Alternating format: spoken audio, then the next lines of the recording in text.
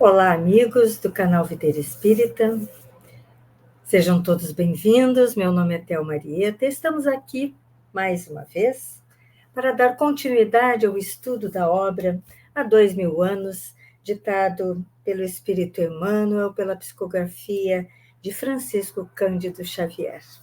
Estamos no adiantado da obra e para que possamos tirar bom proveito do estudo da noite de hoje, vamos abrir uma página do livro Vinha de Luz, também da autoria de Emmanuel, pela psicografia do querido Chico Xavier. A mensagem de hoje é a número 30. E ela é intitulada De Alma Desperta. São palavras de Paulo, o versículo que Emmanuel destacou. Estão na segunda carta a Timóteo, no capítulo 1, versículo 6. E diz assim: Por isso te lembro, despertes o dom de Deus que existe em ti. Vamos ver o que Emmanuel nos traz sobre esse versículo, de que forma ele dissecou, né, essas palavras de Paulo. É indispensável muito esforço de vontade para não nos perdermos indefinidamente na sombra dos impulsos primitivistas. À frente dos milênios passados, em nosso campo evolutivo, somos suscetíveis de longa permanência nos resvaladouros do erro, cristalizando atitudes em desacordo com as leis eternas. Para que não nos demoremos no fundo dos precipícios, temos ao nosso dispor a luz da revelação divina, dádiva do alto, que, em hipótese alguma, devemos permitir se extinga em nós. Em face da extensa e pesada bagagem de nossas necessidades de regeneração e aperfeiçoamento, as tentações para o desvio surgem com esmagadora percentagem sobre as sugestões de prosseguimento no caminho reto, dentro da ascensão espiritual. Nas menores atividades da luta humana, o aprendiz é influenciado a permanecer às escuras. Nas palestras comuns, cercam-no insinuações caluniosas e descabidas. Nos pensamentos habituais, recebe 1001 convites desordenados das zonas inferiores. Nas aplicações da justiça, é compelido a difíceis recapitulações, em virtude do demasiado individualismo do pretérito que procura perpetuar-se. Nas ações de trabalho, em obediência às determinações da vida, é muita vez levado a buscar descanso indevido. Até mesmo na alimentação do corpo, é conduzido a perigosas convocações ao desequilíbrio. Por essa razão, Paulo aconselhava aos companheiros não olvidassem a necessidade de acordar o dom de Deus no altar do coração. Que o homem sofrerá tentações, que cairá muitas vezes, que se afligirá com decepções e desânimos na estrada iluminativa, não padece dúvida para nenhum de nós, irmãos mais velhos em experiência maior. Entretanto, é imprescindível marcharmos de alma desperta, na posição de reerguimento e reedificação sempre que necessário. Que as sombras do passado nos fustiguem, mas que jamais nos esqueçamos de reacender a própria luz. Eu não posso deixar de perceber que essa mensagem tem a ver com todo esse estudo que nós estamos fazendo sobre a obra 2000 anos, porque ela se trata da modificação dos seres, né? E como personagem principal, né, Públio, o crescimento dele, a transformação. E é sobre isso que temos aqui relatados todas as páginas, sempre aquele senador orgulhoso, vaidoso, e que a vida foi levando e ele foi aprendendo, teve um encontro com Jesus que não valorizou, e depois lá adiante conseguiu compreender. Então ele começa a se transformar, então buscando a sua luz. Não importa o passado, não importa os nossos erros, não importa, desde que aprendamos com eles e que façamos dele a razão da nossa busca de melhoria interior, para que possamos um dia acender a nossa luz. Vamos orar?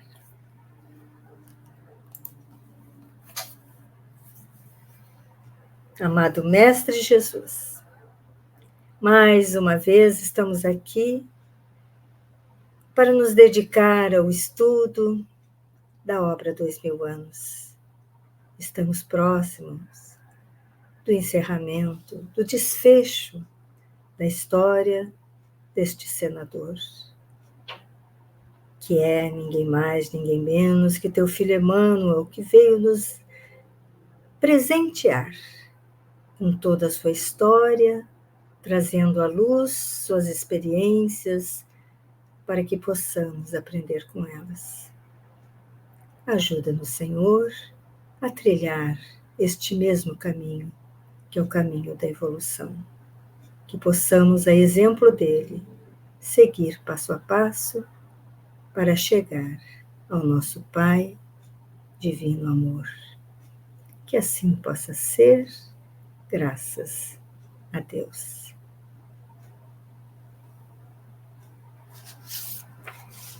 Então, vamos fazer nosso pequeno retrocesso sobre o estudo da semana passada, para nos situarmos e partirmos para a sua continuação, né?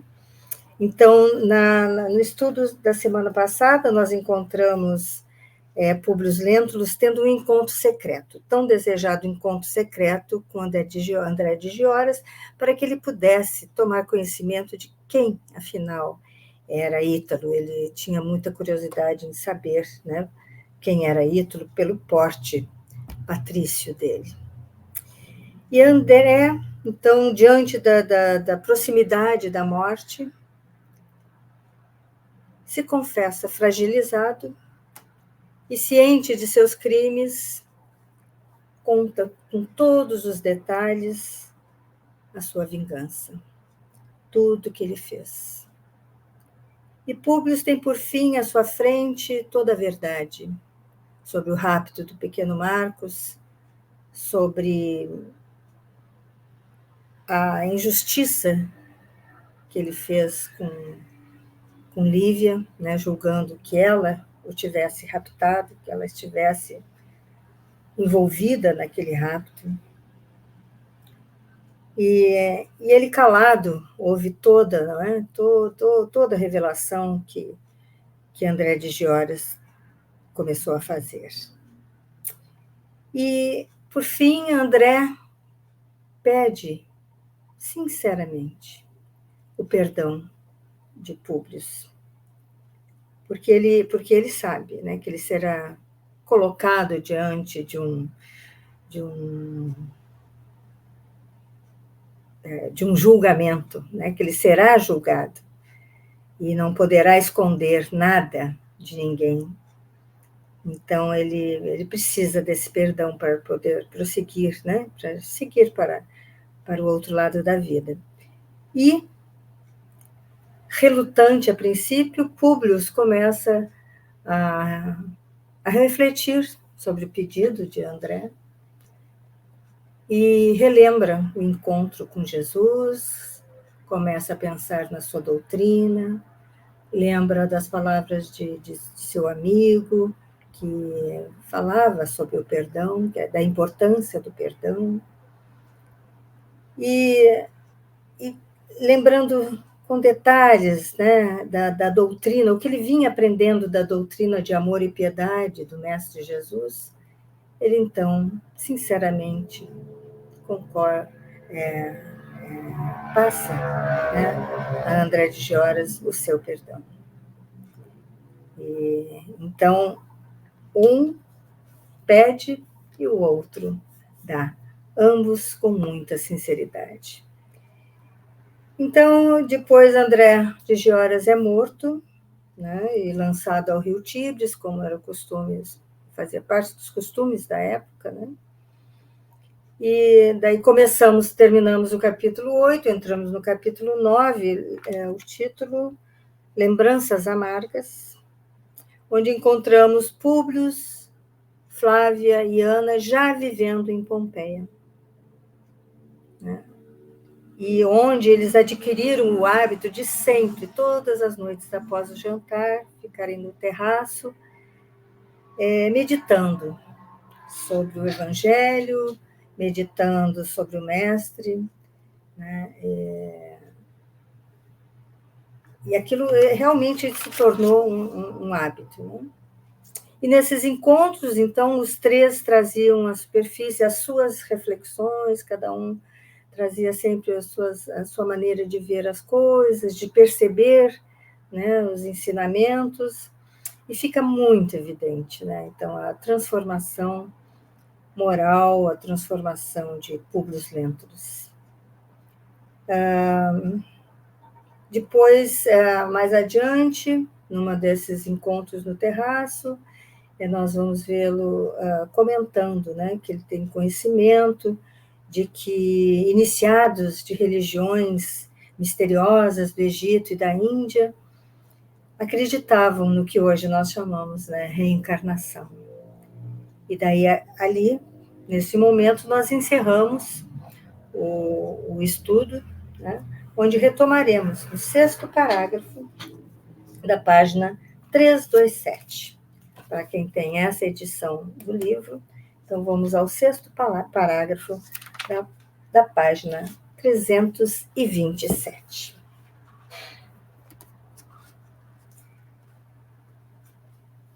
Neste instante, o velho Patrício fez uma pausa. Lembrou-se dos seus antigos sonhos, lembrando que ele estava falando sobre a reencarnação, né? Sobre voltar à vida em outros corpos. Lembrou-se dos seus antigos sonhos, quando, se vendo com a indumentária de cônsul nos tempos de Catilina, infligia aos inimigos políticos o suplício da cegueira a ferro incandescente, quando se chamava Públio Lentulus Sura. Públio Lentulus Sura, na realidade, foi o seu bisavô. E essa passagem, se alguém quiser reler para ativar a memória de todos os detalhes, está na página 178, página 178. Nos seus pensamentos, caía como uma torrente de ilações novas e sublimadas, como se fossem renovadoras inspirações da sabedoria divina. Depois de alguns instantes, como se o relógio da imaginação houvesse parado alguns minutos para que o coração pudesse escutar o tropel das lembranças no deserto do seu mundo subjetivo, murmurava, confortado, na posse tardia do roteiro do seu amargurado destino. Hoje creio, minha filha, que se as energias sábias do céu haviam decidido a tua morte, em pequenina, determinação essa que eu possivelmente contrariei com a minha súplica angustiosa de pai, descoberta em silêncio pelo Messias de Nazaré, no recôndito do meu orgulhoso e infeliz coração, é que deverias ficar livre do cárcere que te prendia, de modo a te preparares melhor para a resignação, para a fortaleza e para os sofrimentos. Certamente, renascerias mais tarde e encontrarias as mesmas circunstâncias e os mesmos inimigos, mas terias um organismo mais forte para resistir aos embates penosos da existência terrestre. Reconhecemos hoje, portanto, que há uma lei soberana e misericordiosa a que devemos obedecer, sem interferir no seu mecanismo feito de misericórdia e sabedoria. Olha só a modificação dos pontos de vista de Públio, né? Ele está aqui refletindo. Eu deveria mesmo ter pedido pela sua cura, né? Não teria sido melhor para você ter morrido e ter a oportunidade de retornar num outro corpo sadio, fortalecida pelas experiências anteriores? Olha, né? Quanto a mim, que tive organismo resistente e fibra espiritual saturada de energia, sinto que em outras vidas procedi mal e cometi crimes nefandos.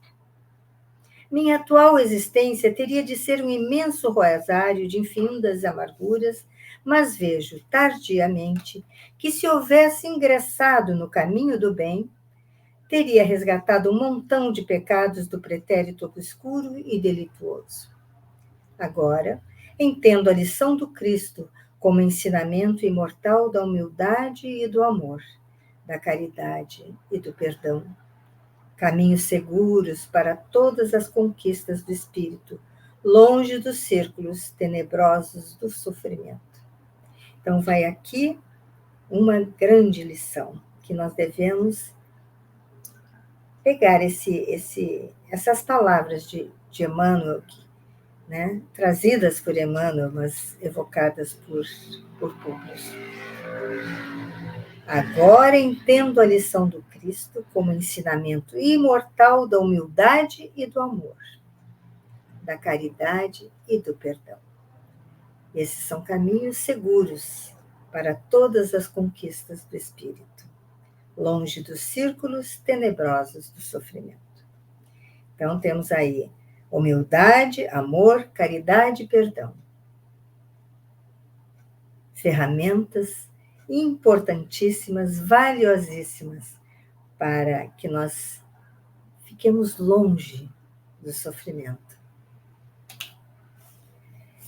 E lembrando o sonho que relatara a Flamínio, nos tempos idos, concluía: a expiação não seria necessária no mundo para burilamento da alma, se compreendêssemos o bem, praticando-o por atos, palavras e pensamentos. Se é verdade que nasci condenado ao suplício da cegueira, em tão trágicas circunstâncias, talvez tivesse evitado a consumação desta prova, em tão trágicas circunstâncias, desculpa, eu repeti aqui. Talvez tivesse evitado a consumação dessa prova se abandonasse o meu orgulho para ser um homem humilde e bom. Um gesto de generosidade de minha parte teria modificado as íntimas disposições de André de Gioras, mas a realidade é que, não obstante todos os preciosos alvitres do alto, continuei com o meu egoísmo, com a minha vaidade e com a minha criminosa impenitência, né? Criminosa sem arrependimento algum. Né? Agravei desse modo meus débitos clamorosos perante a justiça divina e não posso esperar magnanimidade dos juízes que me aguardam. E ainda aqui nós vemos essa questão dele com André de Gioras, uma coisa que agravou, foram esses anos todos de vontade, busca de vingança, ódio no coração, que André emitia para Públio Lentulus, né? Então, além de André de Gioras ter ficado raptado Pequeno Marcos, ter colocado Pequenos Marcos como escravo, dado a ele conhecimento de todos os maus vícios, enfim, tudo isso ainda tinha a conotação da energia emitida por aquele ódio, por aquela necessidade de vingança. Isso tudo Públio recebia. Né? E é assim que funciona.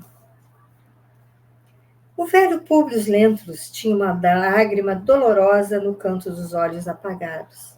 Mas Ana, que ansiosa de escutar as palavras e conceitos, e que se regozijava intimamente, verificando que o orgulhoso Senhor atingira as mais justas conclusões de ordem evangélica, ilações a que também ela havia chegado nas meditações da velhice, esclarecia bondosamente, como se as suas afirmativas simples e incisivas chegassem no momento justo para a consolação de todos. Então vamos ouvir agora as palavras de Ana. Senador, todas as vossas observações são criteriosas e justas. Essa lei das vidas múltiplas, em favor do nosso aprendizado nas lutas penosas do mundo, eu a aceito plenamente, pois nas suas divinas lições, Jesus asseverou que ninguém poderá penetrar o reino dos céus sem renascer de novo. Presumo, todavia, apesar da vossa cegueira material e dos vossos padecimentos, que sei compreender em toda a sua angustiosa intensidade, que deveis trazer a alma plena de crença e de esperança no futuro espiritual, porque também o Cristo nos afiançou que nosso Pai não quer que se perca uma só de suas ovelhas. Públio Lentulus sentiu que uma força inexplicável lhe brotava no íntimo, como se fora manancial desconhecido, de estranho conforto, preparando-o para enfrentar dignamente todos os amargores. Sim, murmurou de leve, sempre Jesus, sempre Jesus. Sem ele e sem os ensinos de suas palavras que nos enchem de coragem e de fé para alcançar um reino de paz no porvir da alma, não sei bem o que seria das criaturas humanas, agrilhoadas ao cárcere dos sofrimentos terrestres. 7 anos de padecimentos infinitos na soledade dos meus olhos mortos figuram-se-me 7 séculos de aprendizado cruel e doloroso. Somente assim, porém, poderia chegar a entender a lição do crucificado. O velho patrício, todavia, ao pronunciar a palavra crucificado, reconduziu o pensamento a Jerusalém, na Páscoa do ano 33. Recordou que tivera em mãos o processo do emissário divino, e só então ponderou a tremenda responsabilidade em que se vira envolvido naquele dia inolvidável e doloroso, exclamando depois de longa pausa. E pensar que para um espírito como aquele não houve sequer um gesto decisivo de defesa da nossa parte no angustioso momento da cruz infamante. A mim, que agora vivo tão somente das minhas recordações amargas, parece-me vê-lo ainda à frente dos meus olhos, com os tristes estigmas de flagelação. Nele, concentrava-se todo o amor supremo do céu para a redenção das misérias da terra. E, entretanto, não vi pessoa alguma trabalhar pela sua liberdade ou agir efetivamente em seu favor. Menos alguém, exclamou Ana inopinadamente. Quem chegou a ter esse gesto nobre? Perguntou o velho cego admirado. Não me constou que alguém o defendesse. É porque ignorastes, até hoje, que vossa digna consorte e minha inesquecível benfeitora, atendendo aos nossos rogos, se dirigiu imediatamente a Pôncio Pilatos. Tão logo o triste cortejo havia saído da corte provincial romana para interceder pelo Messias de Nazaré, injustamente condenado pela multidão enfurecida. Recebida pelo governador no seu gabinete particular, foi em vão que a nobre senhora implorou compaixão e piedade para o divino mestre. Só então, neste momento aqui, que Públio soube por que Lívia havia estado com Pilatos. Lembram? Quando ele, do terraço, instigado pela cunhada de Pilatos, viu Ana saindo vestida como plebeia do gabinete de Pilatos. Agora ele entendeu. Então Lívia chegou a dirigir-se a Pilatos para suplicar por Jesus? Perguntou o senador interessado e perplexo, recordando aquela tarde angustiosa da sua vida e rememorando as calúnias de Fúlvia a respeito da esposa. Sim, respondeu a serva.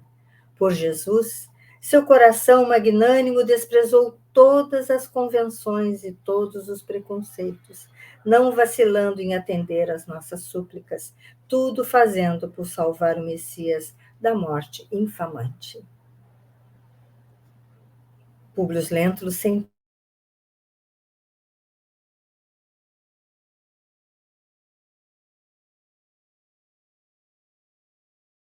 suas amargas lembranças e com os olhos mortos, marejados de lágrimas. Ana, porém, recordava todos os pormenores daquele dia doloroso, relatando suas passadas emoções, enquanto o senador e a filha lhe escutavam a palavra, tomados de pranto no caminho da dor, da gratidão e da saudade.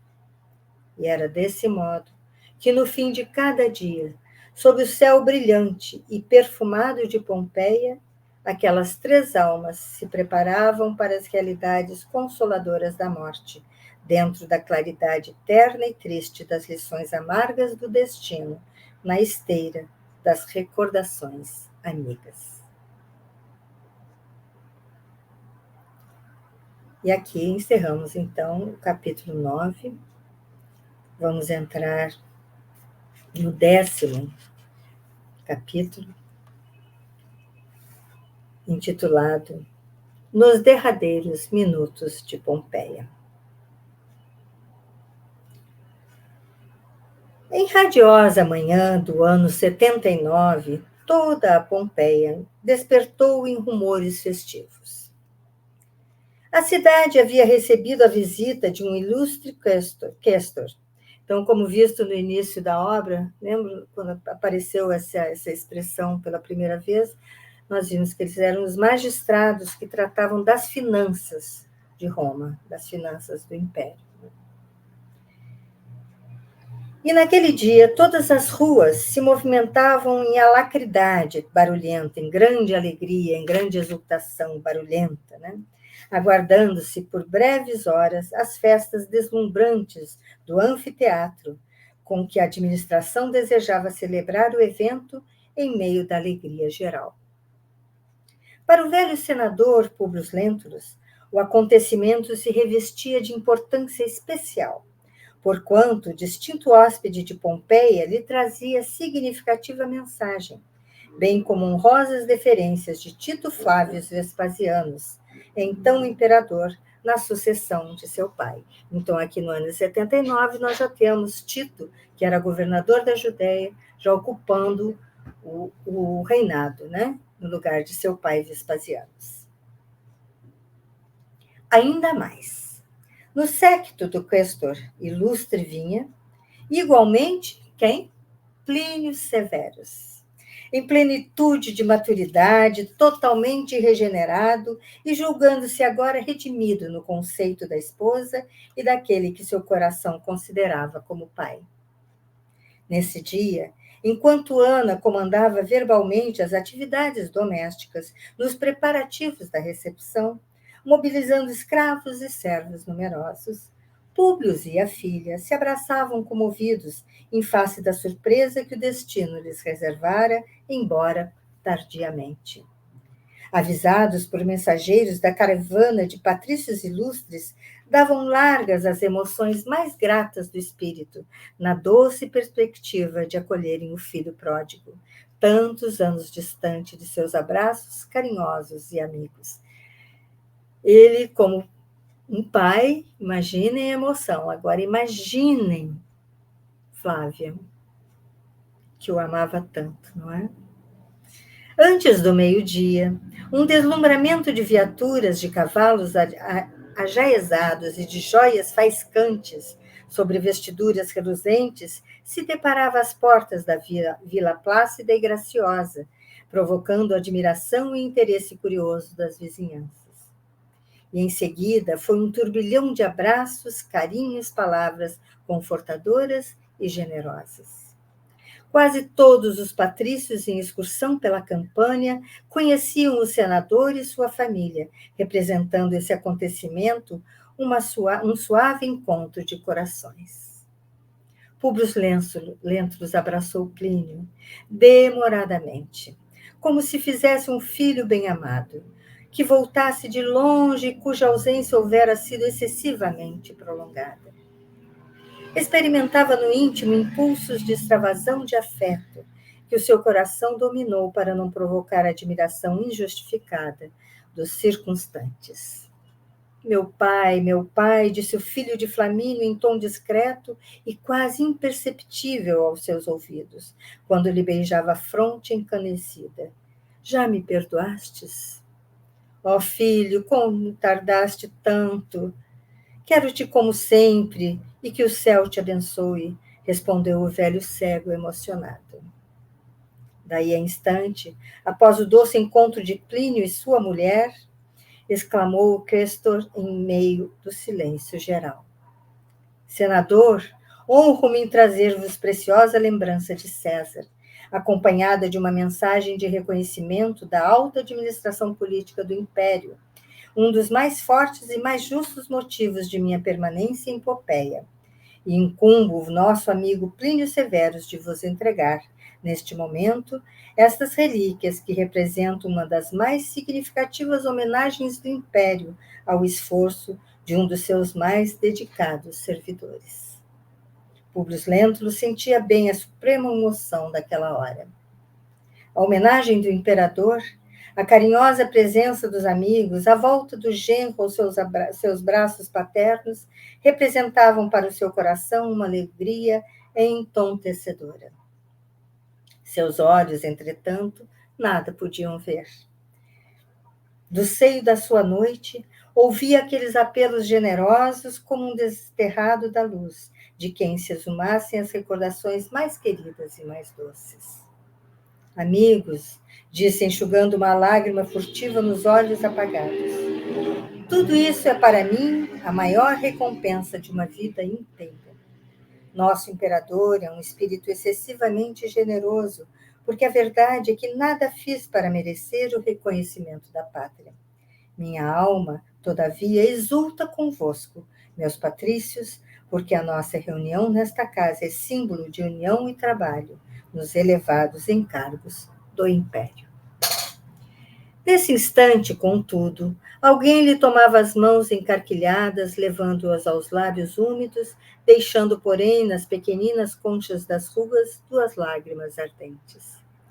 Plínio Severus, num gesto espontâneo, ajoelhara-se e, osculando-lhe as mãos, dava expansão ao seu afeto e reconhecimento, ao mesmo tempo que lhe fazia entrega da mensagem imperial que o velho senador não mais podia ler.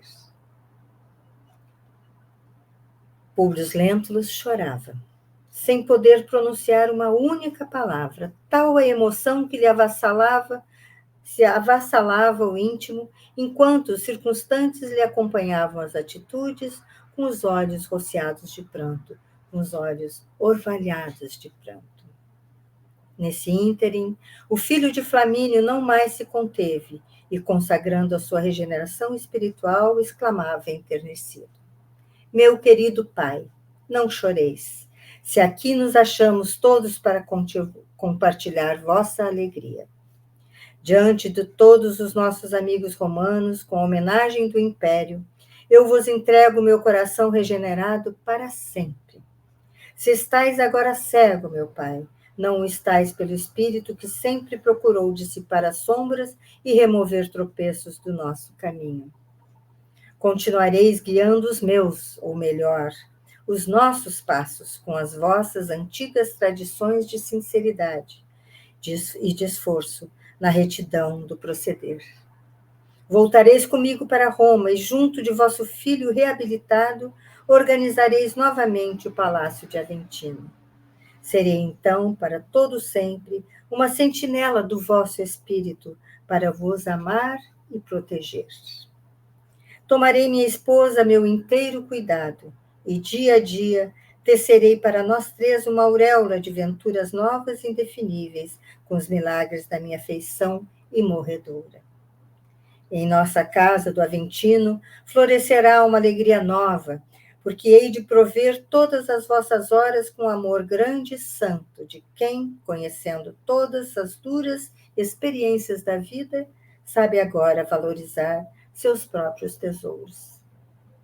O velho senador, ao quebrado pelos anos e pelos mais rudes sofrimentos, conservava-se de pé, acariciando os cabelos do genro, igualmente prateados pelos invernos da vida, enquanto pesadas lágrimas rompiam a muralha da sua noite para enternecer o coração de todos numa angustiosa e indefinível emotividade.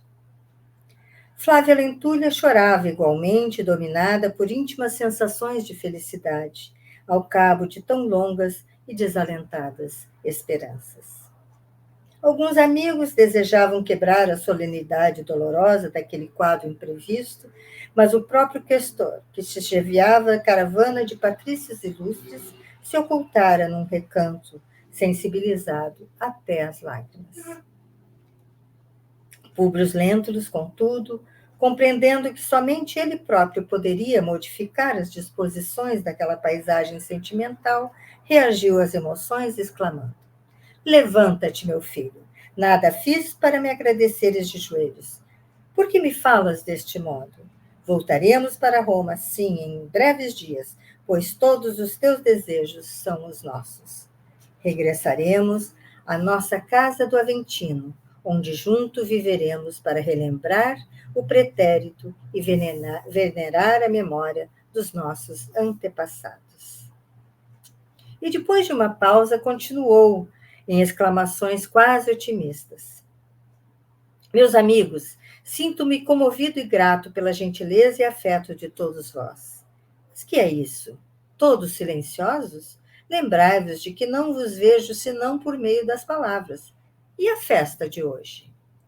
As exclamações do senador quebraram o silêncio geral, voltando-se aos intensos ruídos de minutos antes. A torrente das palestras casava-se ao tinir das taças de vinho em seus pesados estilos da época. Enquanto as visitas se reuniam no triclínio espaçoso para libações ligeiras, Plínio Severus e a esposa trocavam confidências ternas, ora sobre os projetos em perspectiva para os anos que ainda lhes restavam no mundo, ora quanto às recordações dos dias lentos e amargurados do passado distante. Insistentes chamados, porém, requeriam a presença do questor e comitiva no local dos festejos. O circo fora preparado a rigor e não se perdera nenhuma oportunidade para a realização das menores minudências próprias das grandes festividades romanas. E, ao mesmo tempo que todos se despediam do senador e de sua filha, num deslumbramento de felicidade mundana, Plínio Severus dirige-se a Públio nestes termos, depois de abraçar ternamente a companheira.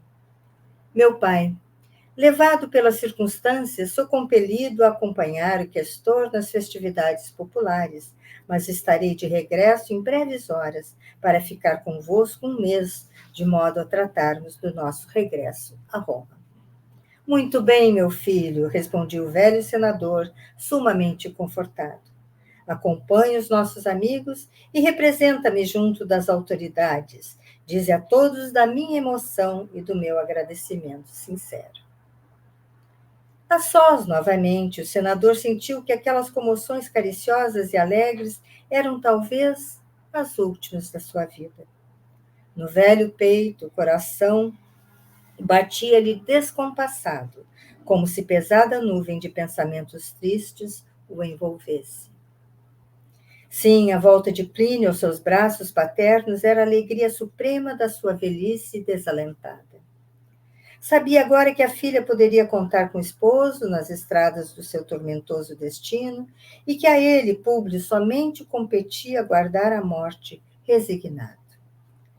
Ponderando as palavras afetuosas do filho de Flamínio e os seus apelos ao passado remoto, Públio Lentulus considerou intimamente que era muito tarde para regressar ao Aventino e que a volta a Roma apenas devia significar para o seu espírito precito, para seu espírito condenado, o símbolo da sepultura.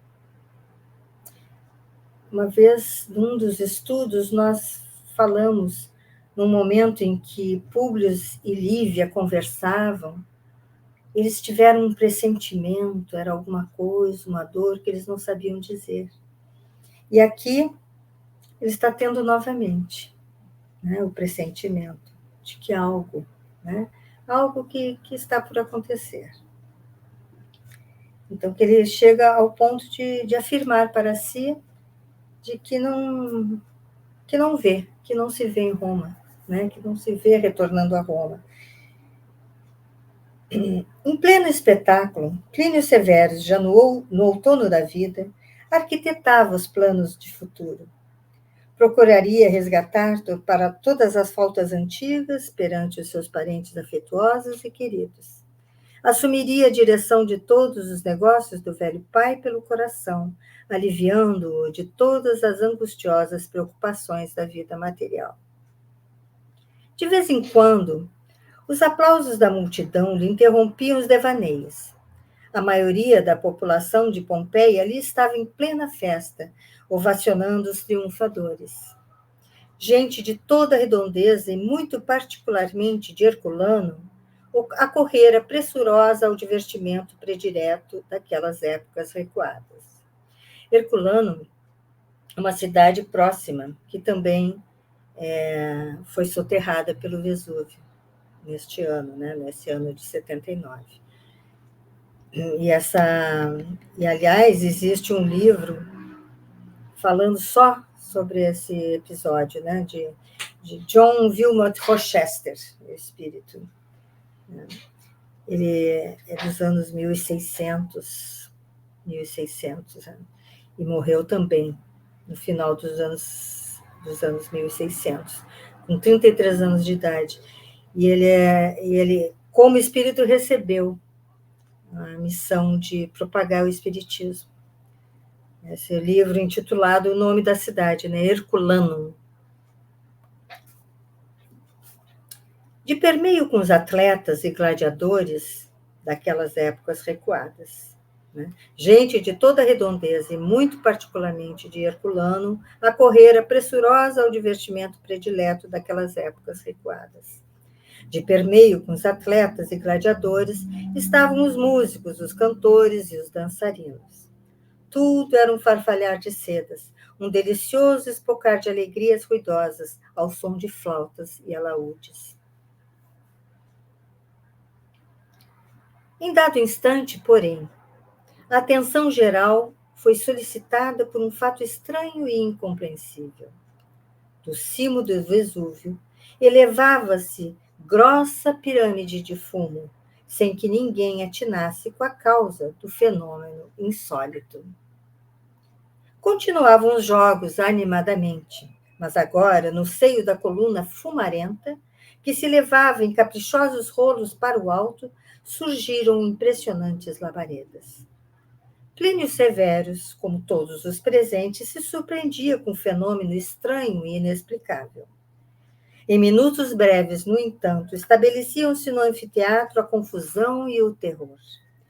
Em meio da perturbação geral e imprevista, o filho de Flamínio ainda teve tempo de se aproximar do quêstor e, então, rodeado dos seus familiares que residiam na cidade, o qual lhe falou com otimismo, embora não conseguisse dissimular de todos as íntimas inquietações.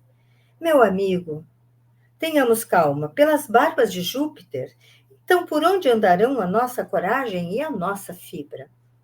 Em breves instantes, a terra lhes tremia sob os pés, em vibrações desconhecidas e sinistras. Algumas colunas tombavam ao solo pesadamente, enquanto numerosas estátuas rolavam dos nichos improvisados, recamados de ouro e pedrarias. Abraçando-se então a filha, cercado de numerosas senhoras, o quêstor disse altamente preocupado: Plínio, demandemos as galeras, sem demora. O oficial romano, porém, não mais ouviu os apelos. Ansiosamente, atirou-se à faina de romper a multidão, que desejava retirar-se em massa do circo, motivando o esmagamento de crianças e pessoas mais idosas. Ao cabo de sobre-humano esforço, conseguiu alcançar a rua, mas todos os lugares estavam tomados por gente que saía de casa desarvorada, aos gritos de fogo, fogo, fogo, o Vesúvio. Plínio verificou que todas as vias públicas estavam repletas de gente desesperada, de viaturas e de animais espavoridos. Com enorme dificuldade, vencia todos os obstáculos, mas o Vesúvio lançava agora para o céu uma fogueira indescritível e imensa, como se a própria terra houvera incendiado as entranhas mais profundas. Uma chuva de cinza, a princípio quase imperceptível, começou a cair, enquanto o solo continuou a tremer, com ruídos surdos inexplicáveis. De instante a instante, ouvia-se o estrondo pavoroso de colunas derribadas ou de edifícios desmoronados pelos abalos sísmicos, ao mesmo tempo que o fumo do vulcão ia eclipsando a confortadora claridade solar. Mergulhada em penumbra espessa e tomada de terror indizível, Pompeia assistia a seus últimos instantes numa aflição desesperada. Aqui eles trazem uma nota, a editora traz uma nota falando sobre a questão do livro do Herculano, né, que eu comentei, do Conde de Rochester. Na vila de Lentulus, os escravos perceberam imediatamente o perigo próximo. Nos primeiros momentos, os cavalos relinchavam estranhamente e as aves inquietas fugiam em desespero. Após a queda das primeiras colunas que sustentavam o edifício, todos os servos do senador abandonaram precipitadamente os postos, desejosos de conservar noutra parte os bens preciosos da vida. Somente Ana ficara junto dos amos, dando-lhes conhecimento dos horrores do ambiente. Os três, numa justificada inquietude, escutaram o rumor horrível da inovidável catástrofe do império. A própria vila, em parte, estava já meio destruída, penetrando as cinzas pelos desvãos abertos pela queda dos telhados e começando a sua obra de lenta sufocação. Ansiavam todos pelo regresso imediato de Plínio, a fim de resolverem as providências a adotar, mas o velho senador, cujo coração não se iludia nos seus amargurados pressentimentos, exclamou em tom quase resignado: Ana, traze a cruz de Simeão e vamos à prece que te foi ensinada pelos discípulos do Messias. Dize-me o coração que é chegado o fim da nossa romagem pela terra. Enquanto a serva buscava apressadamente a relíquia do ancião da Samaria, afrontando o perigo das paredes oscilantes, Públio Lentulus ouvia o surdo rumor da terra dilacerada e os gritos apavorantes e sinistros do povo, misturados ao barulho tremendo do vulcão, que, transformado em fornalha imensa e indescritível, enchia toda a cidade de cinzas e lavas comburentes. Lembrou-se então o senador das afirmativas de Cristo nos dias idos da Galileia, quando lhe asseverava que toda a grandeza romana era bem miserável, e num minuto breve poderia o império ser reduzido a um punhado de pó. O coração batia-lhe descompassado naquele minuto extremo, mas a velha serva havia regressado e ajoelhara-se serena, guardando nas mãos a lembrança de Simeão e de Lívia, orando em voz comovedora e profunda. Pai nosso que estais no céu, santificado seja o teu nome. Venha a nós o teu reino, seja feita a tua vontade, assim na terra como nos céus. Neste instante, porém, a voz da serva emudeceu subitamente, enquanto seu corpo rolou sob novos escombros, e sentindo-se alamparada espiritualmente pelo venerável samaritano que a conduziu imediatamente às mais elevadas esferas espirituais, tal a pureza do seu coração iluminado nas dores e testemunhos mais angustiosos do aprendizado terrestre. Ana, Ana! Exclamava Públio e Flávia soluçantes, sentindo ambos pela primeira vez o infortúnio do insolamento supremo, sem uma luz e sem um guia, em pleno desamparo. Alguém, contudo, rompera todos os destroços e chegava rápido até aquela câmara interior. E, abraçando Públio e sua filha, gritava em voz opressa: Flávia, meu pai, aqui estou. Plínio chegava, afinal, para o instante derradeiro. Flávia Lentulha apertava-o carinhosamente nos braços, enquanto o velho senador, semi-asfixiado, tomava as mãos do filho, abraçando-se os três num amplexo derradeiro. Flávia e Plínio quiseram falar, mas grossa camada de cinzas penetrava o interior pelas fendas enormes da vila meio destruída. Mais um estremeção do solo e as colunas que ainda restavam de pé se abateram sobre os três, roubando-lhes as últimas energias e fazendo-os cair assim, enlaçados para sempre, sobre um montão de escombros. Naquelas sombras espessas, todavia, pairavam criaturas aladas e leves, em atitudes de prece ou confortando ativamente o coração abatido dos míseros condenados à destruição. Sobre os três corpos soterrados permanecia a entidade radiosa de Lívia, junto de numerosos companheiros que cooperavam com devotamento e precisão nos serviços de desprendimento total dos moribundos. Pousando as mãos luminosas e puras na fronte abatida do companheiro exausto e agonizante, Lívia elevou os olhos ao firmamento enegrido e orou, com a suavidade de sua fé e de seus sentimentos diamantinos. Jesus, meigo e divino mestre, essa hora angustiosa é bem um símbolo dos nossos erros e crimes, através de avatares tenebrosos. Mas vós, Senhor, sois toda esperança, toda sabedoria e toda misericórdia. Abençoai nossos espíritos neste momento ríspido e doloroso. Suavizai os tormentos da alma gêmea da minha, concedendo-lhe neste instante o alvará da liberdade. Aliviai, magnânimo Salvador do mundo, todas as suas mágoas pungentes, suas desoladoras amarguras. Concedei-lhe repouso ao coração angustiado e dolorido, antes do seu novo regresso à trama escura das reencarnações no planeta do exílio e das lágrimas dolorosas. Ele já não é mais Senhor, o vaidoso déspota de outrora, mas um coração inclinado ao bem e à piedade, pregados pela vossa doutrina de amor e redenção. Sob o peso das provações amargas e remissoras, seus pendores se espiritualizaram a caminho da vossa verdade e da vossa vida. E enquanto Lívia orava, o senador, abraçado aos filhos já cadáveres, desferia o último gemido, com pesada lágrima a lhe cintilar nos olhos mortos. Numerosas legiões de seres espirituais volitaram por vários dias nos céus caliginosos e tristes de Pompeia, nos céus escuros, nos céus sombrios e tristes de Pompeia. Ao cabo de longas perturbações, Públio Lentulus e os filhos despertaram ali mesmo sobre o túmulo nevoento da cidade morta.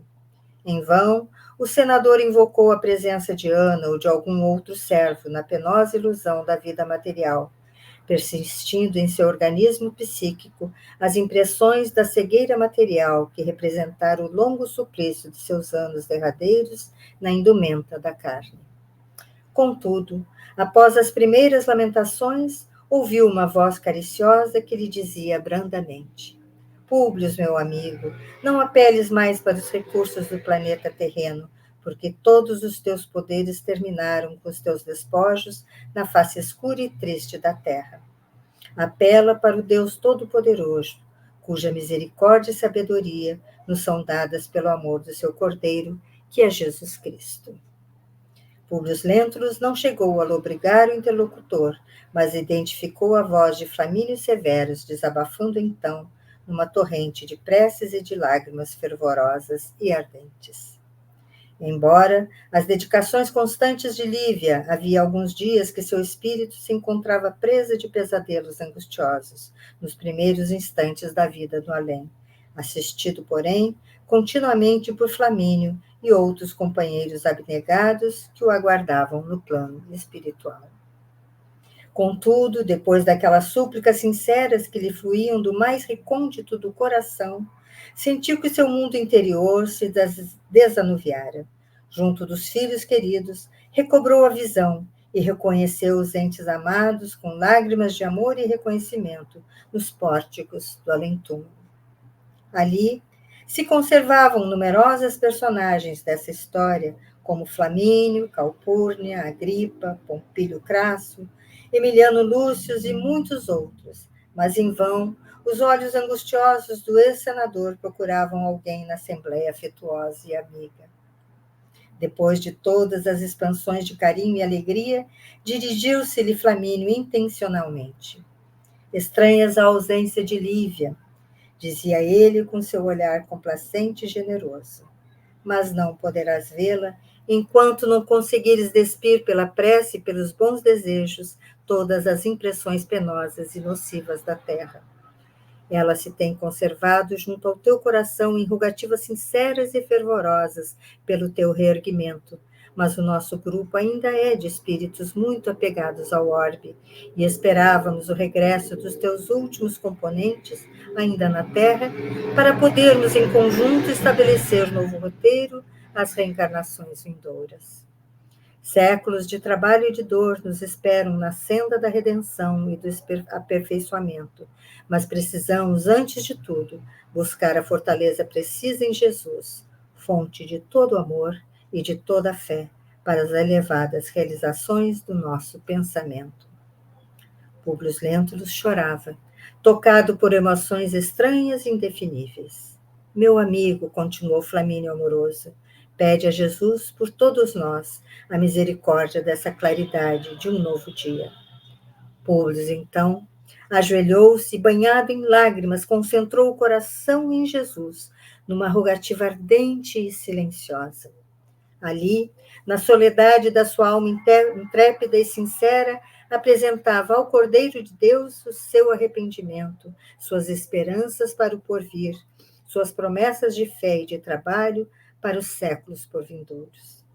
Todos os presentes lhe acompanharam a oração, tomados de pranto e mergulhados em vibrações de consolação inefável. Viram, então, rasgar-se um caminho luminoso e florido nos céus escuros e tristes da campanha. E por ele, como se descessem dos jardins fulgurantes do paraíso, surgiram Lívia e Ana abraçadas, como se ainda ali enviasse Jesus um ensinamento simbólico àquelas almas prisioneiras da terra, de modo a lhes revelar que em qualquer posição pode a alma encarnada buscar o seu reino de luz e de paz, de vida e de amor, tanto na túnica humilde do escravo, como na pomposa indumentária dos senhores. O velho patrício contemplou a figura radiosa da companheira e, extasiado, fechou os olhos banhados no pranto da compunção e do arrependimento. Mas, em breve, 2 lábios de névoa pousaram-lhe na fronte, qual o leve roçar de um lírio divino. E enquanto seu coração maravilhado se lavava nas lágrimas de alegria e do reconhecimento a Jesus, toda a caravana, ao impulso poderoso das preces fervorosas daquelas 2 almas redimidas, elevava-se às esferas mais altas, para repouso e aprendizado, antes de novas etapas de regeneração e trabalhos purificadores, a lembrar um grupo maravilhoso de luminosas falenas do infinito. E aqui, então, encerrou-se a história narrada por Emmanuel há 2000 anos.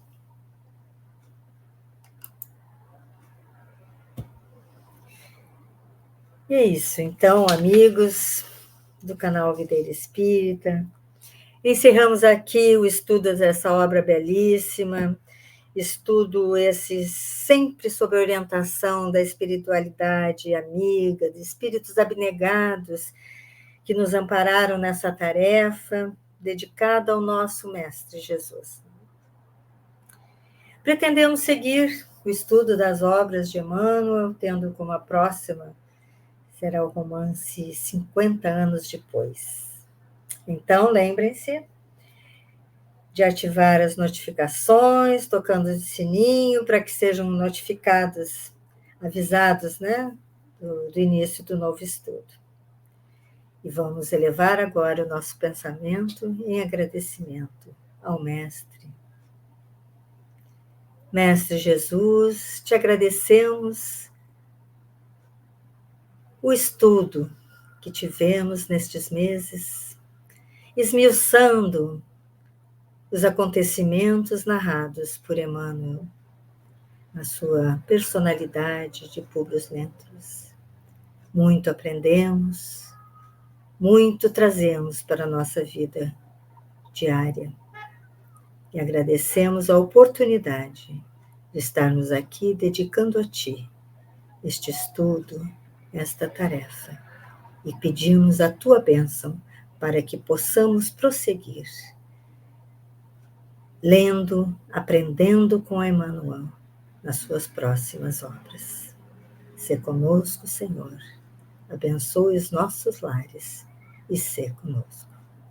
Graças a Deus.